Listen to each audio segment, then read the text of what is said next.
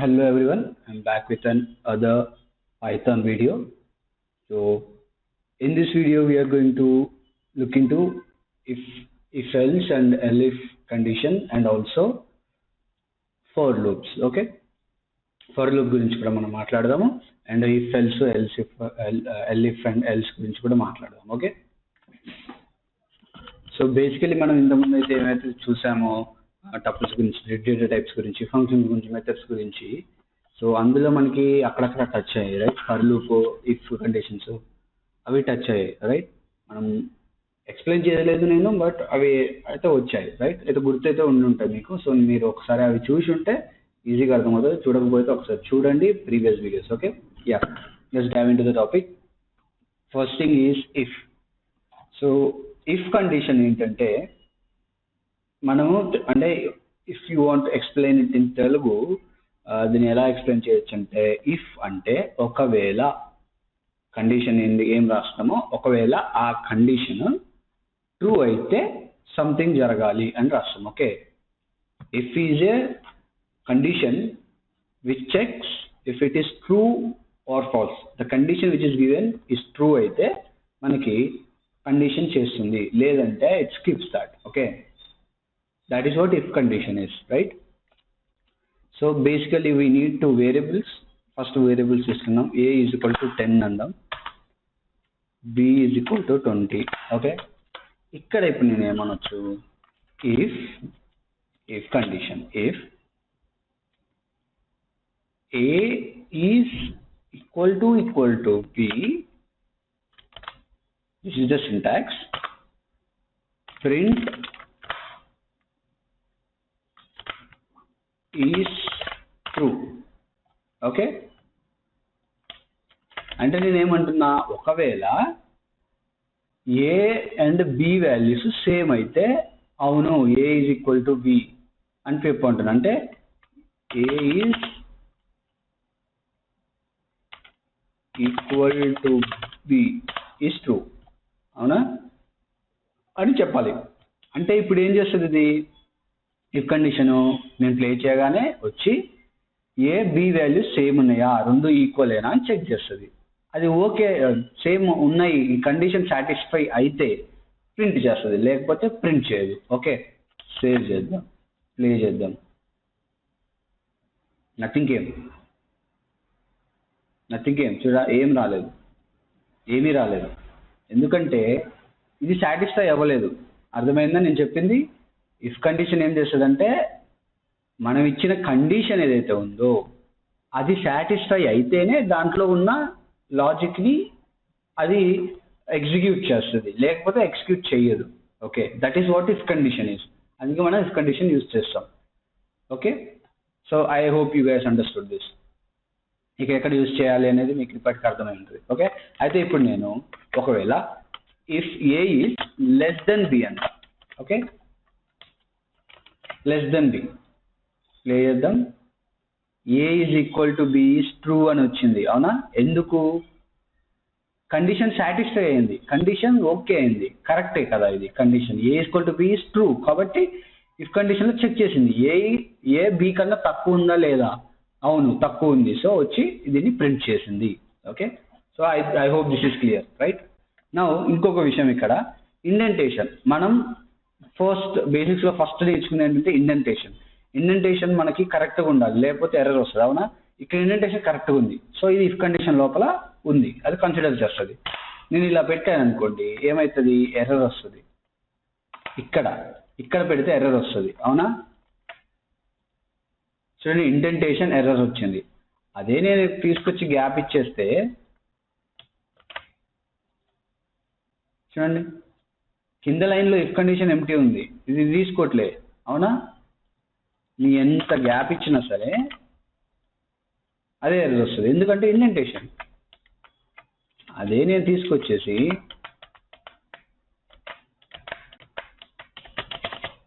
ఇలా పెట్టా, ఇప్పుడు వర్క్ అవుతుంది. So indentation is also very important. ఖచ్చితంగా ఇప్పుడు నేను ఎక్కడ పెట్టినా ఇది వర్క్ అవుతుంది.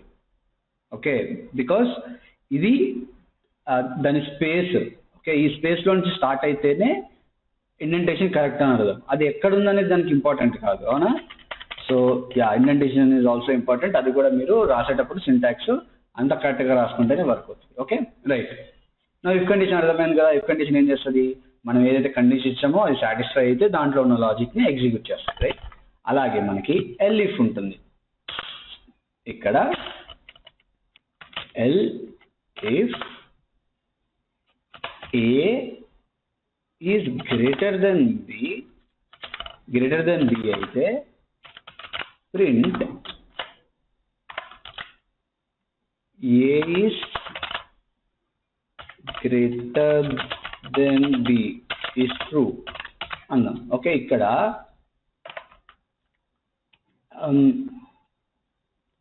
Equal to equal. ఓకే, ఇప్పుడు ఏమవుతుంది, రెండు కండిషన్స్ ఫాల్సే, అవునా.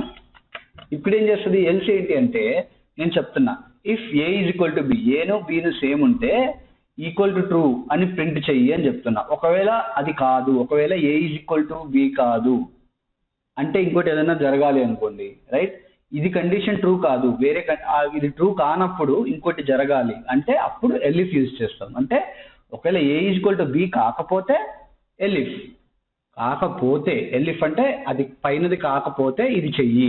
ఓకే, ఇఫ్ కాకపోతే ఎల్ఇఫ్ చెయ్యి. ఎల్ఇఫ్లో ఏం చేస్తుంది, ఏ ఈక్వల్ టు బి కాకపోతే A is greater than B check చేయి అంటది, అవునా. అంటే ఏ ఈక్వల్ టు బి కాదు, వచ్చి A is greater than B check చేస్తుంది. A is greater than B కూడా కాదు, అప్పుడు ఇది కూడా ప్రింట్ అవ్వదు. సేవ్ చేసా, ప్లే చేసా, చూసా ఏమీ జరగలేదు. ఓకే, ఏమీ జరగదు. ఇలా మామూలుగా కూడా మన ఇది ఈక్వల్ టు కాకుండా లెస్ దెన్ కూడా యూజ్ చెక్ చేయొచ్చు, బట్ అది మీ ఇష్టం. బట్ ఇది కాకపోతే ఇది చెయ్యి, ఈ కోడ్ కరెక్ట్ కాకపోతే ఇది చెయ్యి అని చెప్పడానికి ఎల్ఇఫ్ యూజ్ చేస్తాం. అలాగే మనకి సేమ్ ఎల్స్ కూడా ఉంది. అదే ఎల్స్. ఎల్స్ ఏంటి అంటే సింపుల్గా ఎక్స్ప్లెనేషన్. ఇఫ్ ఏంటి, ఒకవేళ ఇది ఓకే అయితే, ఇది కరెక్ట్ అయితే ఇది ప్రింట్ చెయ్యి. ఎల్ఇఫ్ ఏంటిది, ఒకవేళ ఎఫ్ కాకపోతే ఎల్ఇఫ్ చేయాలి. ఒకవేళ అనే కండిషన్ వచ్చినప్పుడు ఎల్ఇఫ్. ఒకవేళ అవి రెండు పైనవి రెండు కాకపోతే మనకి కింద ఏం జరగాలి అంటే A is neither equal nor greater than b. Okay, ఇది సింటాక్స్. ఓకే, మనకి ఇఫ్, ఎల్ఇఫ్, ఎల్స్ మూడు ఉన్నాయి. అంటే ఒకవేళ ఇది కరెక్ట్ అయితే ఇది చెయ్యి, ఇది కాకపోతే ఇది చెయ్యి, ఇది కాకపోతే అంటే ఇవి రెండు కాకపోతే ఎల్స్లోకి రా, ఎల్స్లోకి వచ్చి ప్రింట్ చెయ్యి. ప్లే చేసా, ఇప్పుడు ఏమొచ్చింది, ఏ is neither equal Nar greater than B వచ్చిందా. ఇది వచ్చింది. ఎందుకు, ఈ కండిషన్ ట్రూ కాలే, సాటిస్ఫై అవ్వలేదు, సో ఇది చేయలేదు. కిందికి వచ్చింది, ఈ కండిషన్ చెక్ చేసుకోండి, సాటిస్ఫై అవ్వలేదు, చేయలేదు. కిందికి వచ్చింది, చెప్పింది ఓకే ఇది కాదు రా బాబు, నీకు అది గ్రేటరు కాదు ఈక్వల్ కాదు అని చెప్పేసింది Python. So it is correct, it is saying what it is, right. అదే నేను ఇక్కడ ఎల్ఇఫ్లో ఈక్వల్ టు అనుకోండి, ఈక్వల్ టు ఉంటున్నా, లెస్ దెన్ అన్నా అనుకోండి, ప్లే చేస్తే వస్తుంది A is greater than B is true. అంటే ఇక్కడ గ్రేటర్ దెన్ కాదు, లెస్ దెన్ అనాలి. ఓకే, లెస్ దెన్ కరెక్ట్ కదా. So A is less than B is true వచ్చిందా. ఇక్కడ less than or equal to కూడా అనొచ్చు, మనకి చాలా ఉన్నాయి. ఈక్వల్ టు ఉంది, లెస్ దెన్ ఉంది, గ్రేటర్ దెన్ ఉంది, లెస్ దెన్ ఈక్వల్ టు ఉంది, గ్రేటర్ దెన్ ఈక్వల్ టు ఉంది, నాట్ ఈక్వల్ టు కూడా ఉంది. ఓకే, అవన్నీ చూద్దాం. లెస్ దెన్ చూసామా, గ్రేటర్ దెన్ చూసామా, అవునా. ఇప్పుడు లెస్ దెన్ ఈక్వల్ టు ఏమొస్తుంది, కరెక్ట్ వస్తుంది, ఇదే వస్తుంది, ఎల్ఇఫ్ వస్తుంది. ఎందుకంటే ఇది less than or equal to ఏం చేస్తుంది అంటే ఈక్వల్ ఉన్నా సరే, లెస్ దెన్ ఉన్నా సరే, రెండిట్లో ఏది ఉన్నా సరే కండిషన్ ట్రూ ఉంటుంది, అంటే సాటిస్ఫై అవుతుంది. అంటే రెండిట్లో ఏది ఉన్నా సరే, తక్కువ ఉన్నా లేదా అంటే ఏ 20 ఉన్నా సరే, 20 కంటే తక్కువ ఉన్నా సరే ఇది ప్రింట్ అవుతుంది. ఎందుకంటే రెండిట్లో ఏదో ఒకటి సాటిస్ఫై అయితే చాలు. ఈక్వల్ టు ఏంటిది, ఖచ్చితంగా ఈక్వల్ ఉండాలి, అవునా. గ్రేటర్ దెన్ పెడితే ఏంటిది, ఖచ్చితంగా గ్రేటర్ దెన్ ఉండాలి. లెస్ దెన్ పెడితే ఖచ్చితంగా లెస్ దెన్ ఉండాలి. But less than or equal to పెడితే లెస్ దెన్ ఉన్నా ఈక్వల్ టు ఉన్నా రెండిట్లో ఏది ఉన్నా సాటిస్ఫై అవుతుంది. అలాగే గ్రేటర్ దెన్ ఈక్వల్ టు కూడా B is greater than equal to A అన్నా అనుకోండి, B is greater than A అని మార్చాలి. ఇప్పుడు ఏం చేస్తుంది, ఎల్ఇఫ్ వస్తుంది, B is greater than A is true, ఇది వచ్చింది. ఎందుకంటే greater than or equal to అన్నాం. ఈక్వల్ ఉన్నా అంటే 10 ఉన్నా సరే 10 కంటే ఎక్కువ ఉన్నా సరే బి వాల్యూ ఇది ప్రింట్ అవ్వాలి. సో ఏదో ఒక కండిషన్ సాటిస్ఫై అయ్యేది. అవునా, ఈజ్ గ్రేటర్ దెన్ ఏ, అవును 20 is greater than 10, so satisfy అయింది, వచ్చింది. So I hope you guys understand these things, right?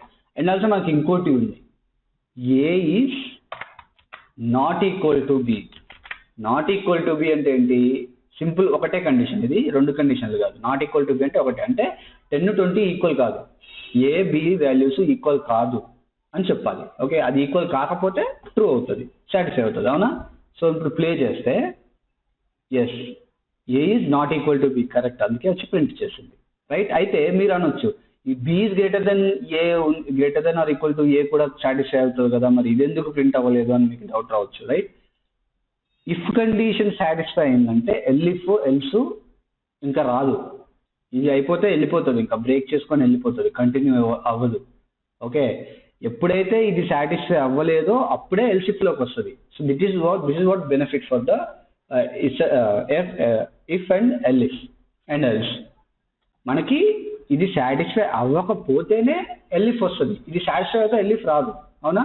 ఇది సాటిస్ఫై కాకపోతే ఇది చెక్ చేస్తుంది, ఇది సాటిస్ఫై అయింది అనుకోండి ఎల్స్ రాదు, మళ్ళీ ఇది సాటిస్ఫై అవ్వకపోతేనే ఎల్స్ వస్తుంది. సో అర్థమైందా? సో ఏదో ఒకటి సాటిస్ఫై అయిందంటే నెక్స్ట్ ఇది రాదు, దట్ ఈస్ వాట్. అందుకే ఇది ఒకటి వచ్చింది. యాక్చువల్ ఇది కూడా కరెక్టే, కానీ ఇది రాదు, ఎందుకంటే ఆల్రెడీ ఇక్కడ కోడ్ ఎగ్జిక్యూట్ అయిపోయింది, ఎగ్జిక్యూట్ అయిపోతే బయటికి వచ్చేస్తుంది, ఇంకా ఎల్సిఫ్ రాదు. సో అర్థమైందా? ఒకవేళ, అందుకే చెప్పాను నేను ఒకవేళ అని.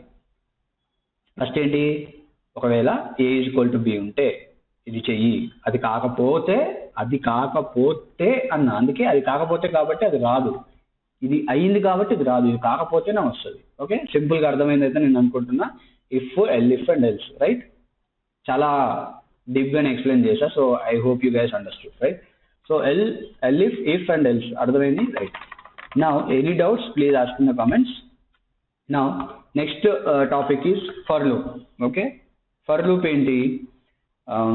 మనకు ఒక లిస్ట్ ఆఫ్ ఆబ్జెక్ట్స్ ఉన్నాయి, మన లిస్ట్ గురించి మాట్లాడుకుందాం, రైట్? డేటా టైప్స్ క్లాస్ మెథడ్లో వీడియోలో, రైట్? సో ఇక్కడ కూడా అదే, ఫర్ లూప్లో మనకి లిస్ట్ ఆఫ్ ఆబ్జెక్ట్స్ ఉంటాయి. For suppose we have, let's say we have a list of fruits, fruits, fruits is equal to list of apple,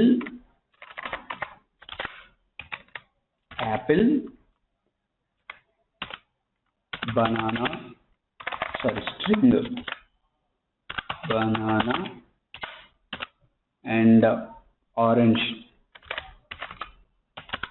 okay, so ఇలా మనకు ఒక లిస్ట్ ఉంది. Okay, so this is a list of strings, దాన్ని ఏమో fruit. Okay, ఇప్పుడు దీన్ని, ఈ లిస్ట్లో ఉన్న ఒక్కొక్క ఆబ్జెక్ట్ని ప్రింట్ చేయాలి. ఓకే, అప్పుడు ఏం చేస్తామంటే అప్పుడు ఫర్ లూప్కి వస్తాం. ఫర్ అంటే ఫ్రూట్స్ అనే లిస్ట్లో ఉన్న ప్రతి ఒక్క దానికి, for fruits, for x or a, ఏదైనా పెట్టుకోవచ్చు మీ ఇష్టం, ఐ కూడా పెట్టవచ్చు, ఫర్ ఐ ఇన్ ఫ్రూట్స్ అని కూడా అనొచ్చు. ఓకే, మీ ఇష్టం, but x is most common, so x పెట్టండి. For x in fruits print x. ఇప్పుడు ఏమైంది ఇక్కడ, అర్థం ఏంటి? ఫ్రూట్స్లో ఉన్న ప్రతి ఒక్క ఫ్రూట్ని నాకు ప్రింట్ చెయ్యి అని చెప్తున్నా, అంతే. మన భాషలో మనం దాన్ని ఎలాబరేట్ చేసుకోవాలి అనుకుంటే, లిస్ట్లో ఉన్న ఫర్ ఫ్రూట్స్ అంటే for that list whatever the objects are there in that, print them individually. అంటే ఎన్నైతే ఉన్నాయో 3 ఉన్నాయి, సో 3 times అది ప్రింట్ అవుతుంది. ఫర్ లూప్ ఆటోమేటిక్గా, లూప్ అంటే అదే లూపింగ్ అయిపోతుంది, కౌంట్ ఎంత ఉందో లోపల ఎన్నైతే ఆబ్జెక్ట్స్ ఉన్నాయో అన్ని ఆబ్జెక్ట్ ఆటోమేటిక్గా లూప్ అవుతాయి. ఇగో యాపిల్, బనానా, ఆరెంజ్ వచ్చిందా, అంతే, simple. That is what for loop is. Lot of ways we use for loop.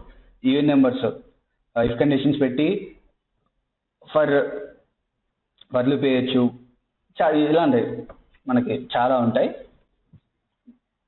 But for loop basic use ఇదే, ఏదన్నా లూప్ చేయాలి నాకు 1 to 0 లూప్ చేయాలి, 10 to 100 లూప్ చేయాలి. ఓకే, అలాగా. ఇప్పుడు మరి ఒకవేళ 1 to 100లో ఈవెన్ నెంబర్స్ ప్రింట్ చేయాలి. మరి అది ఎలా చేస్తాం చూద్దాం. సరే, ఇది తీసేద్దాం ప్రస్తుతం. ఇప్పుడు మనకి ఈవెన్ నెంబర్స్ చెక్ చేద్దాం. ఓకే, ఫర్ లూప్లో ఫర్ నన్ ఇన్ రేంజ్ 1,100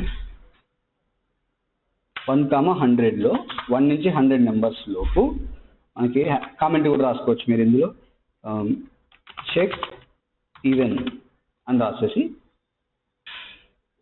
ఒకవేళ అంటే ఇఫ్ కండిషన్, ఇక్కడ ఇఫ్ ఫర్ లూప్ మనం చెక్ రెండు యూజ్ చేస్తాం. If number %2 divided by 2 is equal to 0, print number అన్నాను. Okay, so even numbers check చేస్తుంది. ఈవెన్ నెంబర్స్ అది ఈవెన్ నెంబరా కాదా అని చెక్ చేస్తుంది. దాని రిమైండర్ 0 వచ్చింది అంటే 0 డివైడ్ చేసినప్పుడు 0 కానీ 2 కానీ 4 కానీ ఇలా దేని రిలీజ్ అయినా మనకి దాన్ని ఈవెన్ అంటాం, అవునా? సో అది చెక్ చేసుకొని ఈవెన్ నెంబరా కాదా చెక్ చేసుకొని అది ప్రింట్ చేస్తుంది. ఇప్పుడు నేను ప్లే చేస్తే ఏవైతే ఈవెన్ నెంబర్స్ ఉన్నాయో అన్నీ వచ్చేస్తుంది. 2, 4, 6, 8, 10, 12, 14, 16, 20 మొత్తం ఇవన్నీ ఈవెన్ నెంబర్సే. ఓకే, ఇప్పుడు 40 divided by 2, 2 1 to 10 మన 20, right? So it's an even number, right? Divide అవుతుంది. అబ్సల్యూట్ డివిజన్ 2తో అబ్సల్యూట్ డివిజన్ ఉంటే దాన్ని ఈవెన్ నెంబర్ ఉంటాం, అవునా? సో ఇక్కడ అదే జరుగుతుంది. సో ఇలా ఫర్ లూప్ యూజ్ చేసుకోవచ్చు. So lot of things you can do with for loop. And also for లూప్తో మనం string is also group of words కదా. So for x in let's say string my name కాదు, APPL apple అంటాం. For x in apple print x అంట. ఏం చేస్తుంది చూద్దాం. APPL ఒక్కొక్కటి వచ్చింది చూసారా. So you can also use a for loop to print each and every letter in a స్ట్రింగ్లో ఉన్న ప్రతి ఒక్క లెటర్ని ప్రింట్ చేయడానికి కూడా మనం ఫర్ లూప్ యూజ్ చేయొచ్చు. Okay, so this is how you use for loop. This is how you use if, elif and else. I hope you guys understand. If you have any doubts, comments lo mention it. I will clarify it in the next video. And see you in the next video. Until then, keep learning. And people who are new, please subscribe my channel. And if you already subscribe, please share and like it and comment if you have any doubts.